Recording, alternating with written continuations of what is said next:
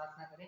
प्रेम निधानकारी ईश्वर के पिता प्रभु परमेश्वर, आपके नाम से हम आते हैं आज के दिन के लिए, आपके समय के लिए धन्यवाद देते हैं, आपके लोगों के लिए धन्यवाद देते हैं, आराधना करते हैं, आपकी बड़ाई करते हैं। उद्धारकर्ता परमेश्वर, जीवित परमेश्वर प्रभु यीशु मसीह में प्रभु परमेश्वर आज के वचन को प्रभु परमेश्वर आप आशीषित करें और जितने सदा सुनते देखते प्रभु जी सबको भी आप आशीषित करें। आपका प्रभु सारा प्रभु समय को देते हैं। प्रभु परमेश्वर आपका धन्यवाद देते हुए यीशु मसीह के नाम में मांगते हैं, सुनिए आमीन। आइए हम पढ़ेंगे यूहन्ना लिखित सुसमाचार और उसका 4 अध्याय और उसका हम 34 पद को पढ़ेंगे। यूहन्ना लिखित सुसमाचार उसका 4 अध्याय 34 वचन। यीशु ने उनसे कहा, मेरा भजन यह है कि अपने भेजने वाले की इच्छा के अनुसार चलूं और उसका काम पूरा करूं। इसके साथ हम पढ़ेंगे हम यूहन्ना लिखित सुसमाचार 5 और उसका 30 पद।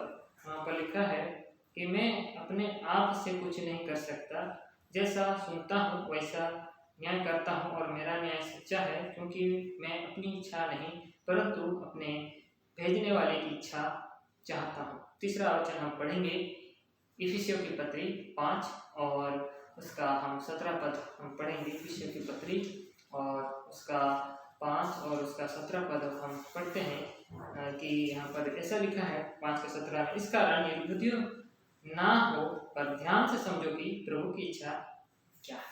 यहाँ पर हम आज परमेश्वर की इच्छा के विषय में देखते हैं। प्रभु यीशु मसीह ने भी कहा कि मैं अपनी इच्छा नहीं पर परमेश्वर की इच्छा पूरी करने के लिए आया हूँ। लेकिन परमेश्वर की इच्छा को हम कैसे जानें और परमेश्वर की इच्छा को हम कैसे पाएं, उसको जानना क्यों इतना ज़रूरी है। पहली बात हम देखेंगे उसको जानना हमारे लिए बहुत ही ज़्यादा ज़रूरी है। और हम जानते हैं कि प्रभु यीशु मसीह इस चीज़ को कहता है भी कि मत्ती लिखित सुसमाचार और उसका हम पढ़ते हैं 26वां अध्याय और हम पढ़ते हैं कि 26वां अध्याय में और उसका 39 वचन में पढ़ते हैं। फिर वो थोड़ा और आगे बढ़कर मुंह के बल गिरा और ये प्रार्थना की, हे मेरे पिता, यदि हो सके तो ये कटोरा मुझ से टल जाए, तो भी जैसा मैं चाहता हूँ वैसा नहीं परंतु जैसा तू चाहता है वैसा ही हो। यहाँ पर हम पढ़ते हैं प्रभु यीशु मसीह के विषय में कि वो परमेश्वर की इच्छा पूरी करने के लिए कितना अधिक मतलब प्रभु का इच्छा पूरा करने के लिए वो किस लेवल तक जा गया। हम देखते हैं कि वो यदि परमेश्वर की इच्छा पूरी नहीं करता तो क्या हमारा उद्धार हो सकता था। इसीलिए ये बहुत ज़रूरी है का विषय है कि प्रभु यीशु मसीह जो हमारा आदर्श हमें दे दिया गया है और उसी के कारण हम उसके द्वारा हम देखते हैं कि कैसे हम परमेश्वर की इच्छा को पूरी कर सकना कितना हमारे लिए ज़रूरी है। यूहन्ना लिखित सुसमाचार में हम भी इस विषय को पढ़ते हैं कि यूहन्ना 7 का 17 में हम देखते हैं। यूहन्ना लिखित सुसमाचार उसका 7 अध्याय और उसका हम पढ़ते हैं 17 वचन। यदि कोई उसकी इच्छा पर चलना चाहे तो वो इस उपदेश के विषय में जान जाएगा कि ये परमेश्वर की ओर से है या मैं अपनी ओर से कहता हूँ। यहाँ पर कहता है क्या मैं प्रभु यीशु मसीह ने कहा जो जानना चाहता है परमेश्वर की इच्छा पर चलना चाहता है वही जान जाएगा, वही जानेगा जो परमेश्वर की इच्छा के अनुसार चलना चाहता है, जानना चाहता है, उसके लिए ये हो सकता है। पहला यूहन्ना में वो कहता है, हम पढ़ते हैं पहला यूहन्ना की पत्री और वहाँ पर हम देखते हैं कि पहले यूहन्ना की पत्री और उसका 5 और उसका 14वां वचन में हम पढ़ते हैं कि इसी प्रकार से कहता है, और हमें उसके सामने जो यह होता है वो ये है कि यदि हम उसकी इच्छा के अनुसार कुछ मांगते हैं तो वो हमारी सुनता है, वो हमारी सुनता है। यहाँ पर हम उसकी इच्छा के अनुसार यदि हम मांगते हैं तो हमारी सुनता है। इस विषय को भी हम देखते हैं कि प्रभु यीशु मसीह हमारी सुनता है, परमेश्वर हमारी सुनता है। और कब? जब हम उसकी इच्छा के अनुसार हम इन बातों को हम देखते हैं कि वो जब हम मांगते हैं उसकी इच्छा के अनुसार। मत्ती लिखित सुसमाचार और उसका 12वां अध्याय और हम पढ़ते हैं उसका 12वां अध्याय में उसी रीति से परमेश्वर ने कहा कौन है मेरे भाई, कौन है मेरी बहन, ऐसा कहकर कहता है। क्योंकि जो कोई मेरे पर 50 में लिखा है, मत्ती लिखी सुसमाचार 12 का 50 में, क्योंकि जो कोई मेरे स्वर्गीय पिता की इच्छा पर चले वही मेरा भाई, वही मेरी बहन और वही जो है मेरी माता है। ऐसा वो कहता है कि वही मेरा भाई है, वही मेरा बहन है, वही मेरी माता है, वही मेरे अपने लोग हैं जो परमेश्वर की इच्छा के अनुसार चलते हैं। बाकियों को नहीं, परमेश्वर की इच्छा के अनुसार नहीं चलने वालों को वो नहीं कहा, अपने चेहरों की ओर दिखाकर वो कहता है, पर हम देखते हैं जो कोई मेरे परमेश्वर की इच्छा के अनुसार चलता है वही है, वही है मेरे अपने लोग।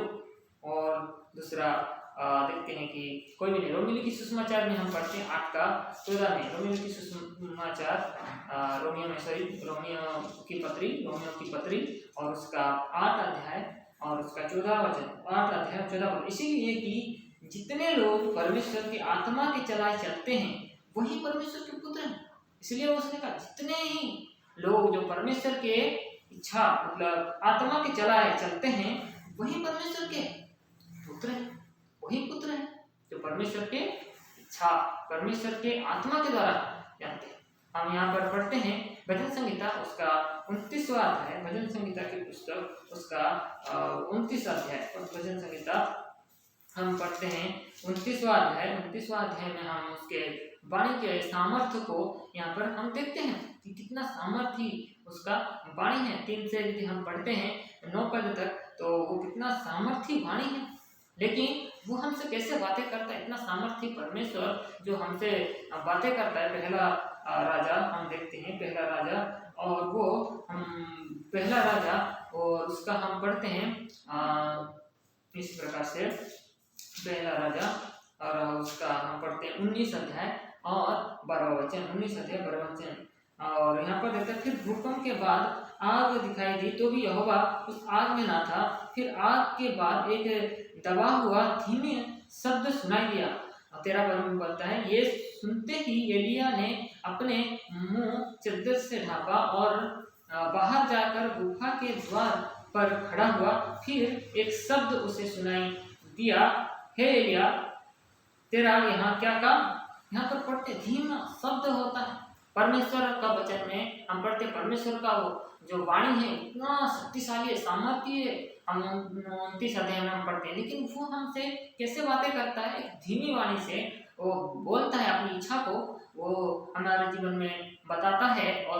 और हम देखते हैं कि परमेश्वर की वाणी इसी प्रकार से जैसे एलिया से बातें किया वैसे बातें करता है। और उस विषय में यशायाह की पुस्तक में हम पढ़ते हैं, यशायाह की पुस्तक उसके हम पढ़ते हैं यशायाह और उसका 46 अध्याय, यहाँ पर हम पढ़ते हैं 46 अध्याय और उसका हम पढ़ते हैं 10 पद, यशायाह 46 और उसका हम पढ़ते हैं 10 पद। मैं तो अंत की बात आदि से और प्राचीन काल से उस बात को बताता आया हूँ जो अब तक नहीं हुई। मैं कहता हूँ मेरी युक्ति स्थिर रहेगी और मैं अपनी इच्छा को पूरी करूँगा। यहाँ परमेश्वर कह रहा है, मैं अपनी युक्ति के अनुसार बोलता है, मेरी युक्ति स्थिर रहेगी और मैं अपनी इच्छा को पूरी करूँगा। परमेश्वर अपनी इच्छा पूरी करना चाहता है, मनुष्य अपना इच्छा पूरी करना चाहता है, और लेकिन यहाँ पर परमेश्वर लेकिन कहता है मैं अपनी इच्छा को पूरी करना चाहता हूँ, मैं अपनी इच्छा को पूरी करना चाहता हूँ।